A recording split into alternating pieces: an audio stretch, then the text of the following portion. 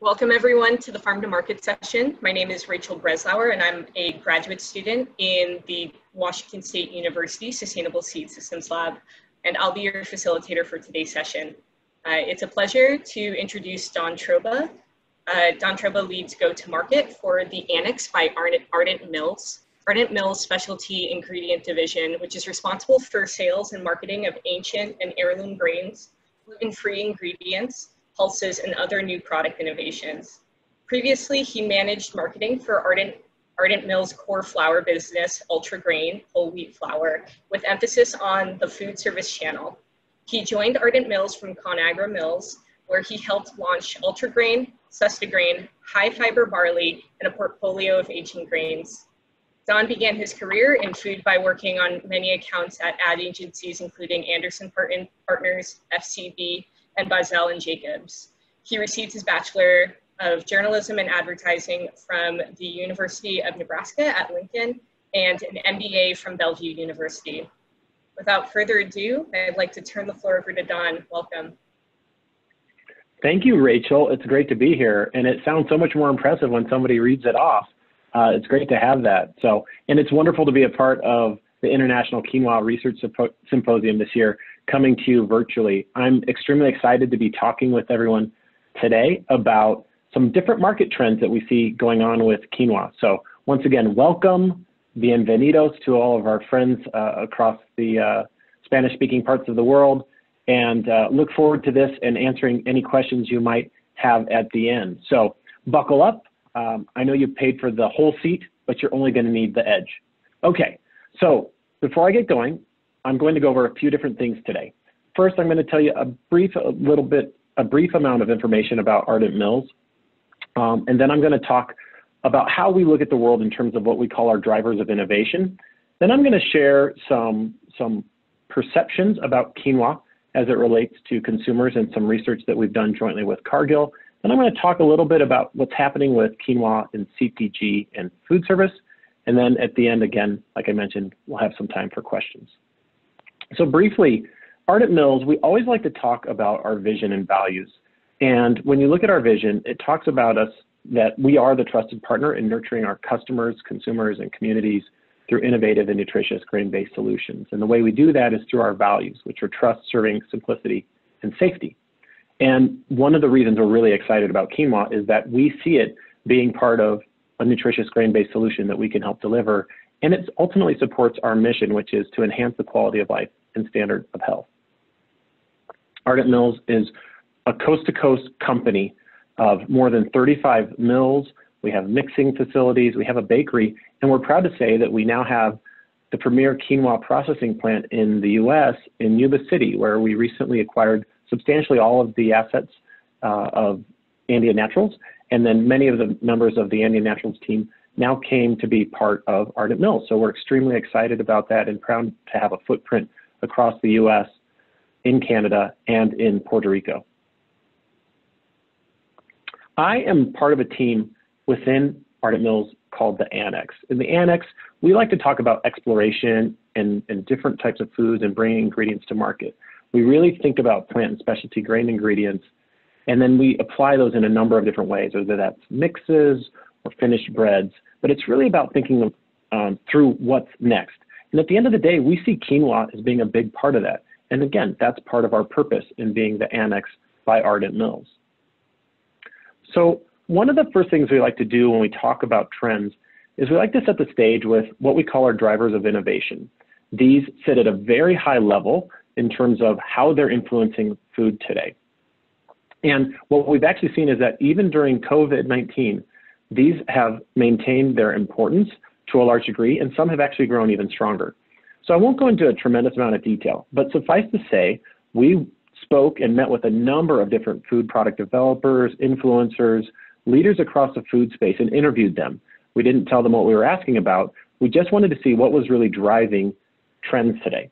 And through that distillation process, we identified these 5 key themes, and that's own your health, a wholesome story, eating for good, modern traditions, and convenience without compromise.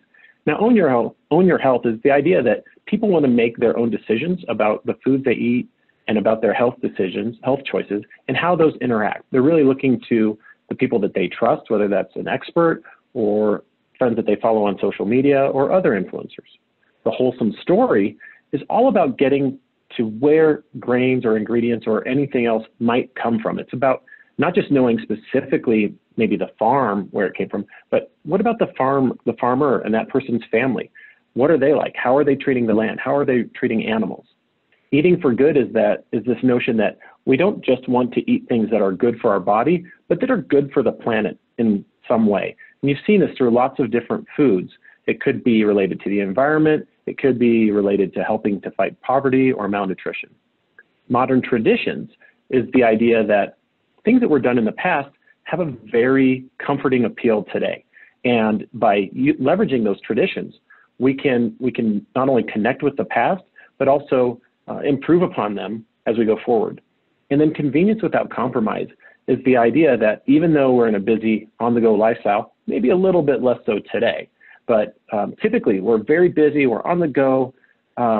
We don't want to compromise or sacrifice those things that are really important to us, things like owning our health, a wholesome story, eating for good, or modern traditions.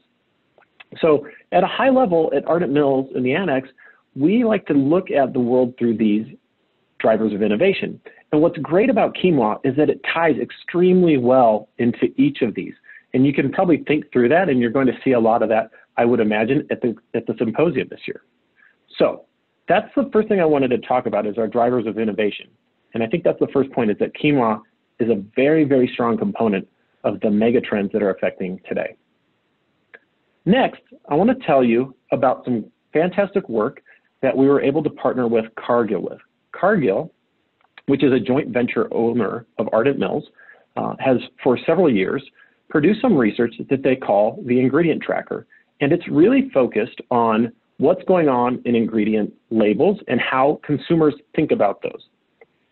It's a broad amount of work, and what it does is it looks at more than 200 ingredients. In fact, in 2020, we assessed over 230 ingredients that consumers might encounter on a food product label. And you can see they range from everything like grains and animal proteins to fats and oils to sweeteners and salts. So it's really looking at a number of different things, and it's very comprehensive research. Although it's focused on the US, you can see that it's nationally representative. We talked to more than 10,000 people to survey them about these different ingredients. You can see that the breakout is that about 70% were female and 30% were male. Typically, what was asked is, are you the food buyer in the household? And that's what drove that number, even though the population doesn't necessarily mirror that. But it's a broad span of incomes, a number of different generations. We looked at ethnicities. But in general, it's very broad research, and it is quite comprehensive, and it's representative of the US as a whole. The other great thing about this work is that we're able to look at a number of different psychographic segments. So, and we'll talk about this a little bit more as it relates to quinoa. But those include clean label seekers, and I think you understand what that might mean. People who are willing to pay more specifically for healthier options. Social influencers, which are people who are active on social media and sharing their opinions about foods. And you can see I often make comments or suggestions about the healthfulness of food or beverages on media. And then the last psychographic group is the group of sustainability seekers. So they want to source things that are social, that are produced in a socially acceptable and environmentally sustainable way.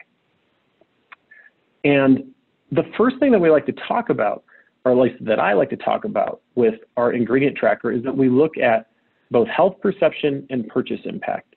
And when you look at health perception, and I'll pull that up right now, it's this notion that it's really driving decisions by people who want to pay a premium for food. So the healthier the ingredient, the more that people are willing to pay. And in fact, what we see is that 41% of consumers are very likely to pay 10% or more for food or beverage products with healthier ingredient options. And when we look at all of those 230 ingredients that we researched, and I've circled it here for you, you actually see on the left the top 20 that are perceived to be good for you, and the bottom 20 that are perceived to be bad for you. And when you look at those that are good for you, what do you notice? Lo and behold, quinoa is number 7 on that list. And that's out of all those 231 ingredients that we surveyed. Now, what's surprising about this to me is that not only is it in the top 20, but it's also the highest rated grain in terms of health perception. And as I mentioned on the previous slide, that is a way to drive more many people are willing to pay more for ingredients that are perceived as healthy. So this is a very, very strong sign that quinoa has achieved something that's really not been seen among ingredients for a long time. And you can see it's paired with many popular common ingredients today. Now, the second part of that, and although they're strongly correlated, is we looked at purchase impact. So again, consumers are looking at the back of an ingredient or ingredient statement, and then we're talking to them about how much does this influence their willingness to buy that particular item. Now, it's not number 7, but it's still in the top 20, and you can see quinoa right there at 30% positive purchase impact on an ingredient statement. So that's really, it's quite amazing that quinoa is in many ways the little grain that could. It's been, 2013 was the year of quinoa. It's been on an upward trajectory, and I think the fact that when we talk to consumers, it has such a strong health perception and such strong purchase impact should be really encouraging to those of us at this conference and to food companies and product developers and farmers and everybody who's involved with quinoa. It's very encouraging for the future. Now, what's even more interesting is that when you look at some of those psychographic segments, you can see that quinoa has an even greater impact. So this first one here looks at clean label seekers. So again, these are people who are looking for simple ingredient statements. And you can see that quinoa over indexes for people who are clean label seekers. So the general population, very strong purchase impact at 30%. But for a clean label seeker, it's at 51%. Now, what happens with sustainability seekers? Although it's not quite as high, it still has a significant amount of impact on people who are thinking about sustainability in their purchases. So you can see 30% for the general population and 15% for sustainability seekers.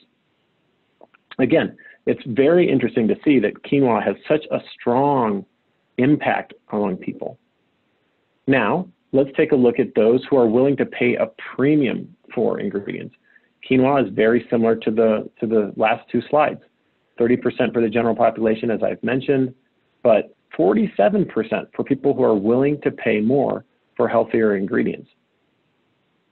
And the last group, and this is also, I think, very important and something for many of us to think about, especially those of us who are involved with social media or who are getting the word out about quinoa, it's that quinoa among social influencers has a particularly high impact. It's in the top group where it's statistically significant. 30% for the general population, 51% for social influencers. And that's really one of the higher scores in there among that group. So as you can see that quinoa has a very strong impact for all of those social or the psychographic groups that we looked at as part of the ingredient tracker research. Now, one of the things that I thought about when I was putting this presentation together is where might there be opportunities? This slide shows you the purchase impact among some different generations. You can see on the left we have Gen Z, Gen Y, Gen X, and then on the far right we have the boomer group. And one of the things that I noticed is that you look at ingredients with stars, they are in multiple segments, but not all of them. Well, and you can see the percentage of purchase impact among these different demographics. I've circled quinoa for you. So for Gen Y, it's 36% impact. For Gen X, it's 32%.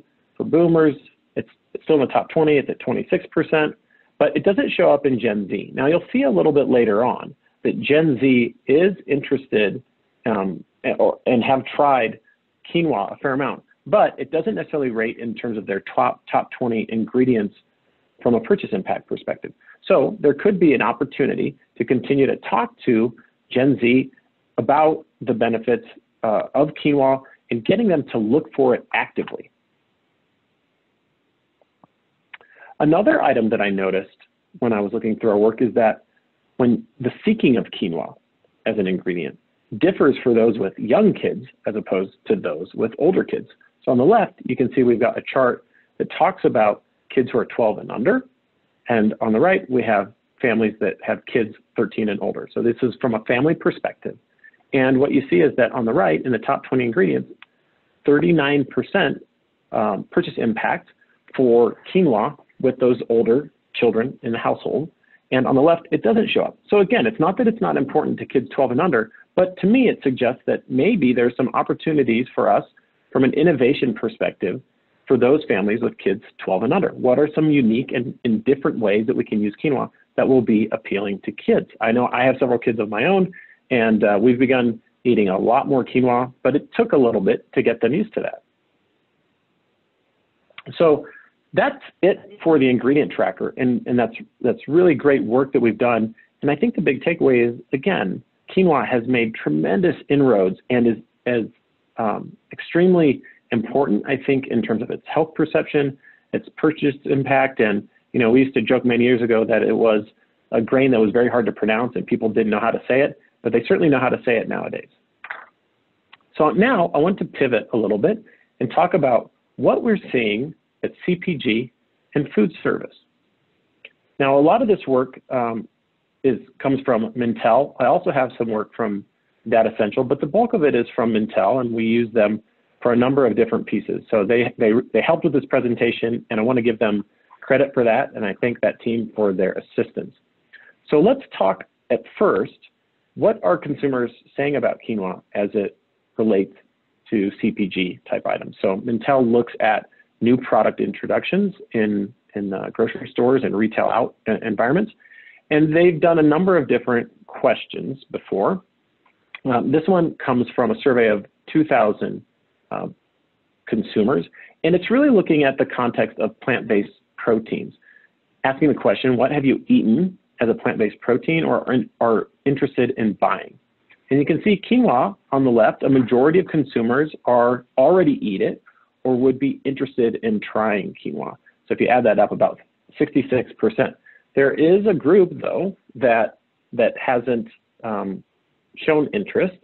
They don't currently eat it, they don't currently buy it. And so, again, opportunity to communicate those benefits.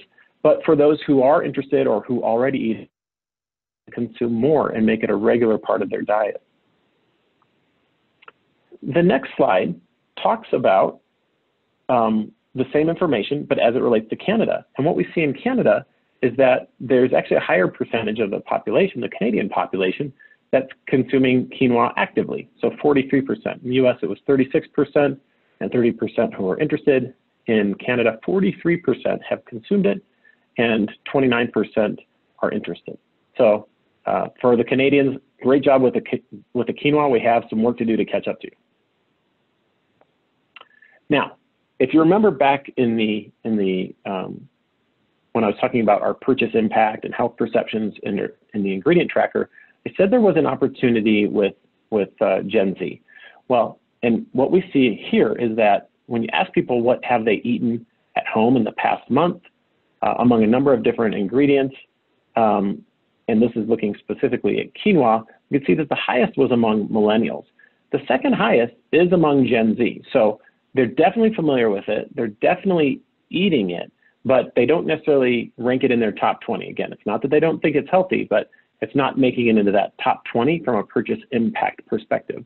But it could say that it's so common to them, it's an everyday thing, and it's more of an expectation. So again, very interesting when you look across generations.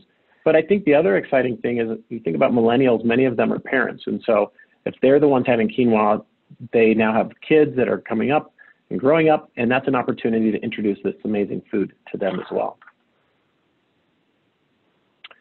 As we look across the globe over the last several years, we actually see that the total number of products with quinoa in them has increased. So what this chart is looking at is the number of new product introductions. It could be a reformulation or even a packaging change each year for the last 5 years in these different areas: Europe, North America, Latin America, and Asia Pacific, and then Middle East and Africa.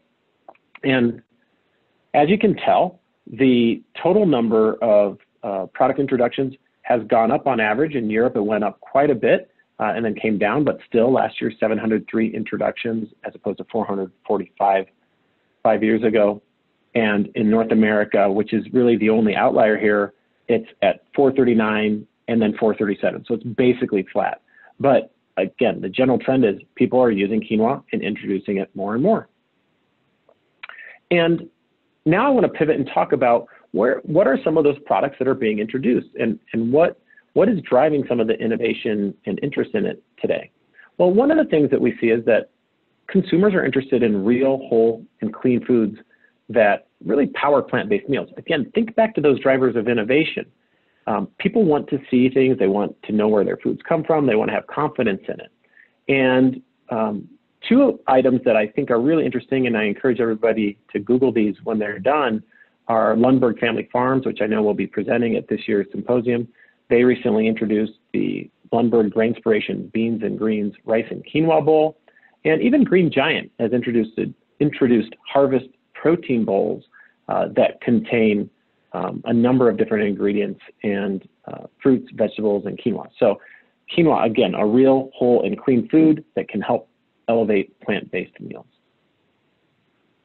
That same concept also drives interest in foods that might be perceived to be better for people than their processed alternatives. Recently, Kraft Heinz introduced a line of items called their Amazing Grains Fusion Grain Bowls, and quinoa was one of the ingredients along with barley and millet, fresh vegetables in this item. So it's a novel way. People love the concept of bowls. It ties in with that idea of convenience without compromise, and is a great example of one of the ways that quinoa has been used, tying into plant-based proteins and nutrition. I think one of the really exciting areas, and we've seen this over the last couple of years, is that new meat substitutes, and that's been a very popular thing. You think about Impossible Burger and Beyond Meat. They've begun to look for alternatives to soy and wheat. And while there are a number of different ingredients that get used, including plant proteins, there are examples more and more where companies are using whole legumes, vegetables, oats, quinoa, and amaranth. And the one to Google, and I've included it here for you, is Frank's pork sausage with chickpea, quinoa, and chia seeds. And it's really leveraging this notion that quinoa is a sustainable, drought-tolerant crop. So again, another exciting example of how quinoa is being used. Another area where quinoa has shown some opportunity is to move into the breakfast space, whether that's using quinoa as a whole seed or in a crisp or ground into a flour and extruded. There's many different ways. This product that I wanted to share with you is Quinoa beetroot quinoa-based breakfast, and that's a mouthful, but I imagine it's a delicious mouthful. And you can see that really its base is beyond oats, and it's putting this emphasis on quinoa along with a number of ingredients. And we've seen that quinoa is now being featured in a number of unique categories that you might say are less than expected. We've seen it in some different chocolate bars. So the one highlighted here is Ritter's Sport Half Dark Chocolate with Almond and Quinoa. There's another brand, Alter Eco, that is using quinoa in its chocolate products. In the yogurt world, Danone has introduced a cereal with yogurt and quinoa, and Wise Nature introduced a version of hummus, Cumis. I don't know if I'm saying that right, so if you work for Wise Nature, I'm sorry about that, but that has real quinoa in it. So again, lots of different ways, and I think that whole idea of pairing with dairy has led to the interest in using quinoa in plant-based beverages. So in Asia, in particular, we already see quinoa being used for a number of different products. In China, they have quinoa, koi seed, I don't know if I'm saying that correctly either, and red bean flavored beverage. Malaysia has a quinoa, soy, and vanilla drink. And Singapore has soya milk with real oat in quinoa. So beverages, another exciting product category that many years ago, we probably weren't thinking about how can we use quinoa in there. Maybe some of the innovators were. But today, it's gaining more popularity, and we see plant-based beverages like this increasing in popularity in the US and in Canada and across the world. So again, another great opportunity for quinoa. And then for my last couple of slides, I just wanted to highlight how quinoa has done on restaurant menus. And this is looking at US menus, and the restaurant industry has been particularly impacted with COVID-19, and we certainly wish and want to support restaurants and wish them better as they work towards recovery. Prior to COVID, though, that we had seen that 2 of the most common grain ingredients were growing extremely well on restaurant menus. So we have brown rice, but you look at quinoa right there, up 31% in terms of menu incidence from 2017 to 2020. So that's quinoa being called out on a menu as a particular ingredient. And last but not least, this is a slide from Data Central, which looks at restaurant menus across the country. And this is their menu adoption cycle. Many of you have probably seen this, and for those of you who haven't, though, what it looks at is different types of ingredients as they're showing up on menus and where they are in terms of a menu adoption curve. It's really a great indicator of which ingredients are maybe up and comers and which ones have achieved a high level of success. And you can see on the left are inception. That's really ingredients that are in the fine dining space. It's the earliest stage of adoption. The next level is adoption. That's where trendy restaurants and maybe some specialty grocers are using the ingredient. Then you achieve proliferation, where chain restaurants are beginning to use it. It's appearing in mainstream grocery. And then ubiquity, that's, as it says, you find it just about everywhere. And the stuff you find in ubiquity is what you might expect: corn, wheat, oats, brown rice, rye, etc. Those are, people are familiar with them and they're everywhere. But you can see, I've highlighted right here, quinoa has achieved proliferation. It wasn't that long ago where it would have been at the inception and adoption phase. But this is significant, where quinoa, of all the ancient grains, has achieved a level of popularity. There's still room to grow, but it says in many ways that quinoa has arrived and the future is extremely bright. So that brings me to my summary, which is one, that as we learned from our ingredient tracker work, that quinoa is the highest rated grain in terms of health perception and has a high purchase impact for a variety of consumers and psychographic groups. It's seen as an important source of plant-based nutrition and ties extremely well into a number of current trends, as I talked about with our drivers of innovation. Its global popularity has continued to increase over the last several years and is being spurred by novel products across a number of categories, from bowls to plant-based meats to breakfast cereals and beverages, and I'm sure there are many more. And it's achieved a significant amount of success in food service, but as with anything, it's got room to grow. And again, I think that's encouraging for all of us who adore and love quinoa and want to see it succeed because of the positive benefits it has, not only for people from a personal health perspective, but also for the lives of farmers around the world who grow it and the businesses who use it to sustain growth and employ people across the globe as well. So that's it. I hope you've enjoyed it. I hope you found some interesting information. And I think at this point, I'll open it up to take some questions.